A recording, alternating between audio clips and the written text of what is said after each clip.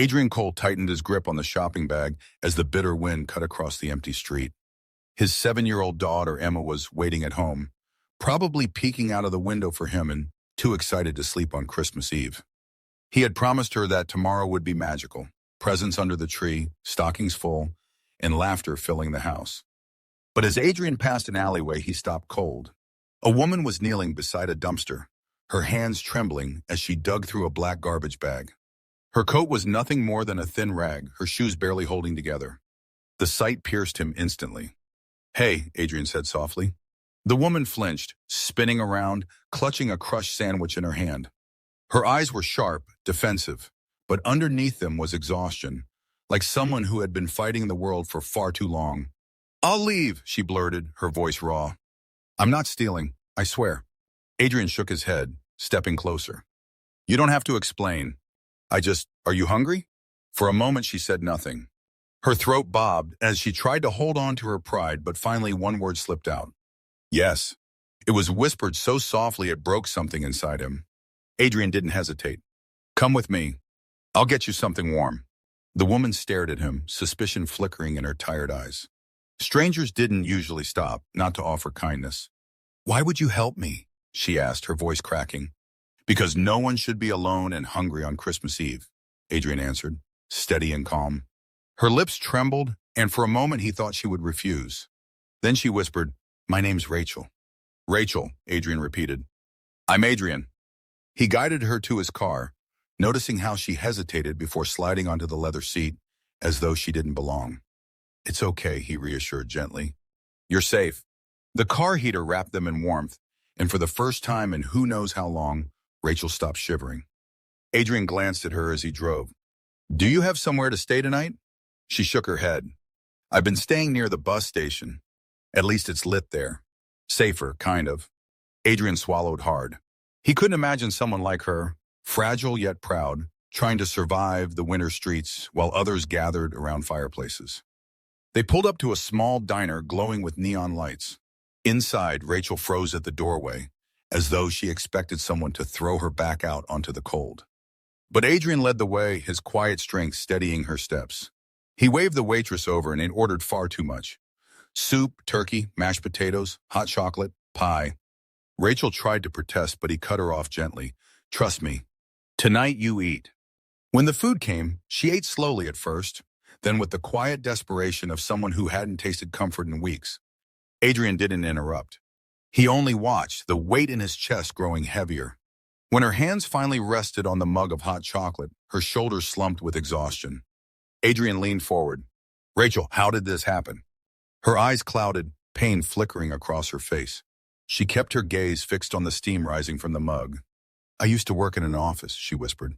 "Had a fiancé too. But when the company shut down, I lost my job. Then the rent. Then him. He said he couldn't carry me anymore." Her voice broke. "Once you fall, it feels like the world just keeps kicking." She swallowed hard, blinking back tears. "I didn't come here tonight looking for food. I was searching for something else. A little box I threw away months ago by mistake. It had the last Christmas card my dad ever gave me before he died. It was all I had left of him. I thought maybe, if I could find it tonight, I wouldn't feel so alone." Adrian froze, her words slicing through him. This wasn't just hunger. This was a broken soul clinging to one last memory. And in that moment, staring at Rachel's trembling hands and tear-stained face, he knew this wasn't chance. She had been placed in his path for a reason. This Christmas Eve would change both of their lives forever. Snow crunched beneath Adrian's boots as he walked up the driveway 2 weeks later. The memory of that Christmas Eve diner still lingered in his mind. Rachel had thanked him quietly that night, her eyes shimmering with something deeper than gratitude, before slipping back into the cold world she called home. Adrian hadn't stopped thinking about her since. He had asked around, driven near the bus station a few times, hoping to catch a glimpse of her. But the city was large, and the homeless invisible more often than not. Emma, too young to understand, had simply asked why her daddy looked so worried all the time. On the morning of January 10th, fate intervened again. Adrian was dropping Emma off at school when he saw her, Rachel sitting on the edge of the park bench across the street. Her head was down, her hands stuffed deep into her thin coat. "Daddy?" Emma tugged his sleeve. Is that the lady you told me about? The one who was cold on Christmas? Adrian hesitated, then nodded. Can we help her? Emma asked innocently, her eyes wide. That was all the confirmation Adrian needed. He crossed the street quickly, his breath clouding in the cold air. Rachel, he called. Her head snapped up. For a moment, disbelief flashed across her face. Adrian, he smiled gently. I've been looking for you. She looked down, embarrassed. You shouldn't have. I don't want to drag anyone into my mess. You're not a mess, he said firmly. You're a person who deserves a chance, and I want to give you one. Rachel blinked at him, stunned. Why? Because my daughter asked me a question I couldn't ignore, Adrian replied. She asked if we could help you, and she was right. You deserve better than this. Her lips trembled, and she quickly brushed at her eyes. Adrian, I don't want pity. I don't know how to stand up again. Then lean on us until you can, he said softly. The following weeks were unlike anything Rachel could have imagined. Adrian gave her a spare room in his large home, insisting she stay warm and safe until she figured things out. At first, Rachel resisted, terrified of becoming dependent. But Emma's innocent joy melted her walls. Miss Rachel, come bake cookies with me, Emma would chirp, pulling her into the kitchen. Or, Miss Rachel, can you read me a story? Rachel hadn't laughed in years, but with Emma, she found herself smiling again. And with Adrian, conversations flowed easily. He never pried, never judged. Instead, he asked about her dreams, her favorite books, the kind of life she wanted if she had the chance. One evening, as snow fell outside the tall windows, Rachel sat by the fire, her hands wrapped around a mug of tea. Adrian joined her, his expression thoughtful. You know, he began, my company has an opening. Nothing glamorous, just assistant work. But it pays well, and I know you'd be great at it. Rachel's eyes widened. You'd hire me? Adrian smiled faintly. Not because I feel sorry for you. Because I believe in you. Her throat tightened. No one said that to me in years. Months passed and Rachel flourished. With Adrian's encouragement and Emma's constant affection, she found her footing again.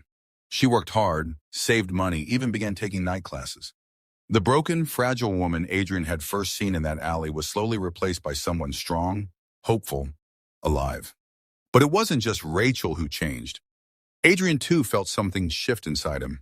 Since his wife's death, he had lived only for Emma, burying his own heart in work and fatherhood. But Rachel's presence reignited a warmth he thought was gone forever. One spring evening, as the three of them shared dinner on the patio, Emma suddenly declared, Daddy, can Rachel stay with us forever? Then I'll have two parents again. Rachel's face flushed scarlet, but Adrian only smiled, his eyes locking with hers. I'd like that, he said softly. Rachel's tears fell freely then, not from sorrow, but from the overwhelming joy of finding a family she never expected.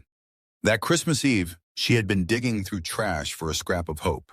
What she found instead was something far greater, love, belonging, and a new beginning. And for Adrian and Emma, what they found in Rachel was the missing piece of their lives. Together, they built a new kind of Christmas miracle, one that would last a lifetime.